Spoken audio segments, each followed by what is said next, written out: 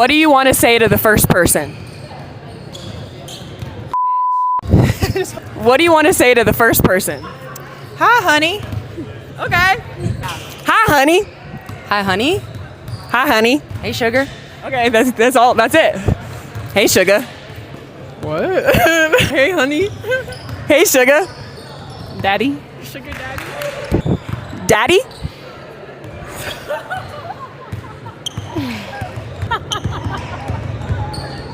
Mommy? Okay. Mommy? Mamacita? She's busy. She's busy. No, Cam, you got it. Come on, we believe in you. I'm trying You to got maybe it. say Mamacita to the goat over there. got That's it. crazy. You can do it. I have a question for you. Mommy? No, wait. Mamacita? I don't watch that show. Hello, guys. Welcome back. So, Team USA are currently holding another training camp right now. And look, it is what it is. These camps happen every year. It's part of the normal cycle when it comes to preparing players for international competitions. They bring in a group of players, run drills, get everyone familiar with the system, and see who fits. But I've got to be honest about something. The hype around this one feels incredibly low. And when I say low, I mean really low compared to the last time Team USA had a training camp that people were actually talking about. Last time, social media was full of clips. Every little highlight was getting shared everywhere. Fans were debating rotations, talking about lineups, breaking down possessions. This time, it's almost quiet. And I think the reason is pretty obvious. When you don't have Caitlin Clark there, when you don't have Angel Reese there, the level of attention just drops. Even with Paige Beckers attending the camp, it doesn't feel the same. Now, don't get me wrong, Paige is an incredible player. She has a huge following and people love watching her play. But when it comes to the general public hype around women's basketball right now, a lot of it revolves around certain matchups. And I've said this before. Players like Paige Beckers and Angel Reese generate a lot of attention when they are playing against Caitlin Clark or alongside Caitlin Clark. That dynamic brings in viewers who might not normally watch. But when you remove that central figure, the energy changes. So you can see it even in the engagement numbers online. You'll see clips from the camp posted, and some of them barely get a few hundred likes. There was a highlight of Ray Burrell hitting a layup, and it only got around 100 or so reactions. Another clip got maybe 150 likes.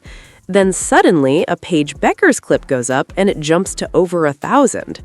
So clearly there's interest in Paige, that's not the issue. But the overall buzz just isn't the same. And one person who would absolutely love to have Paige Beckers on her roster more than anything is Stephanie White. I've said this before, and I stand by it. If Stephanie White was given complete freedom to make a trade decision, and she had the choice between Caitlin Clark and Paige Beckers, I genuinely believe she might be one of the very few coaches in the world who would choose Paige. That's just the way she sees the game and the type of system she likes to run. Now, aside from that debate, there are actually some interesting players at this camp. For example, Juju Watkins is back playing again. And honestly, that alone should be a bigger story. This is someone who missed a long period of time recovering from an ACL injury. That's one of the toughest injuries any basketball player can deal with. Coming back from that isn't easy.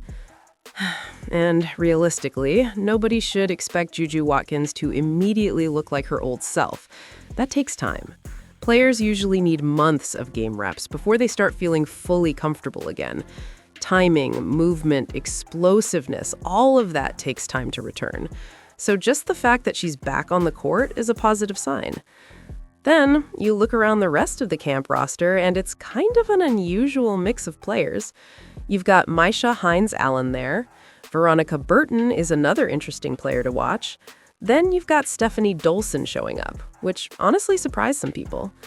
Dolson, if I remember correctly, was part of the U.S. team that won gold in the 3x3 basketball tournament at the 2020 Summer Olympics, so she's got international experience. But whether that translates into a long-term spot with Team USA moving forward is another question. Still, she's there, and that's what matters for now. Then you start seeing clips from scrimmages. One highlight that stood out was Cameron Brink swatting a shot at the rim. Brink's length defensively is honestly ridiculous. She covers so much ground when she rotates over to contest.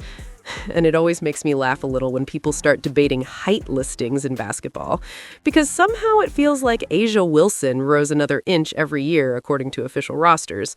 Meanwhile, you've got someone like Cameron Brink standing there looking clearly taller.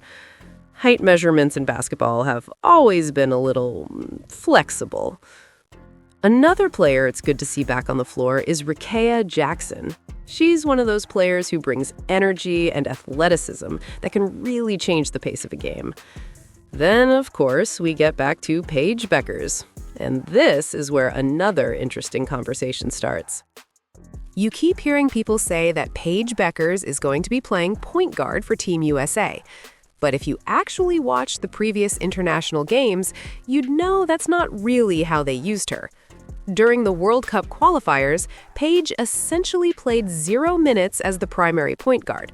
The only time she was bringing the ball up the floor was after grabbing a rebound and pushing the pace.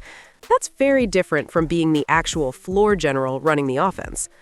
Instead, the primary point guard role usually goes to someone like Chelsea Gray. And the reason for that is pretty simple. Team USA tends to favor experience, sometimes even too much experience. There have been moments where the team stuck with veteran players longer than they probably should have, simply because of their reputation, and that nearly caused problems during previous tournaments. Still, the system works most of the time because the talent level is so high. You'll also see players like Sabrina Ionescu involved in the offense. But interestingly enough, Sabrina doesn't really play point guard for Team USA either. She's often used more as a scoring guard or secondary ball handler. Meanwhile, someone like Brittany Sykes might bring the ball up during certain possessions. That's just the way the rotation works. Now, going back to the social media side of things for a moment, even the biggest stars at this camp aren't generating massive engagement. You'll see a post featuring Asia Wilson and it might get 2,000 likes.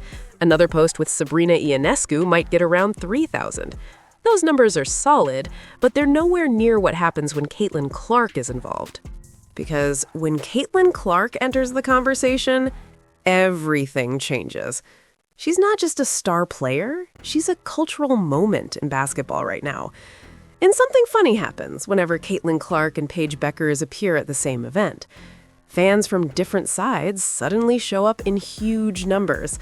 Some of them support Paige, some of them support Caitlin, and some of them just show up to argue with each other in the comments. But the engagement goes through the roof. That's the effect. So when Caitlin Clark isn't part of the event, the numbers naturally drop. And again, that doesn't mean the players at the camp aren't talented. Far from it. Team USA still has some of the best players in the world. But the reality is that Caitlin Clark brought a completely different level of mainstream attention to women's basketball. Before that, most casual sports fans didn't even pay attention to things like World Cup qualifiers. Now, suddenly people were watching them. People were clipping highlights. People were debating plays. It changed the conversation. And that's why you'll hear people say that Caitlin Clark is an anomaly. Because she is. Players like that don't come around very often. If she decided tomorrow that she was done playing basketball, the league would still grow. Women's basketball is in a much better place now than it was a few years ago. But the level of attention would almost certainly drop back closer to where it was before. Maybe somewhere between the 2023 and 2024 levels. That's just the reality of how big her impact has been. And it's interesting to think about how quickly things changed, because just a few months ago, clips from Team USA practices were going viral everywhere. There was that moment when Caitlin Clark fired a pass that accidentally hit Ryan Howard in the face. The ball bounced to Paige Bueckers, and the play turned into chaos for a second. Then Caitlin recovered, sprinted back on defense, and contested the shot. That clip was everywhere. People watched it 1,000 times. But now, training camp highlights are barely making waves online. which really tells you everything about how much one player can influence the level of attention around an event. And that's just the reality of modern sports media. One superstar can change everything. But anyway, that's the situation with the current Team USA camp. Those are the players, that's the conversation around it. And honestly, I'm curious what you think. Do you think the hype will pick up as the tournament approaches? Or do you think the attention only really spikes when certain players are involved? Let me know in the comments. And as always, don't forget to like and subscribe. See you guys.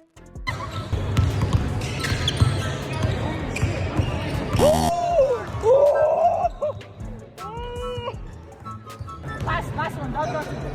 Do not give me another ball. I'm about to get this. First take.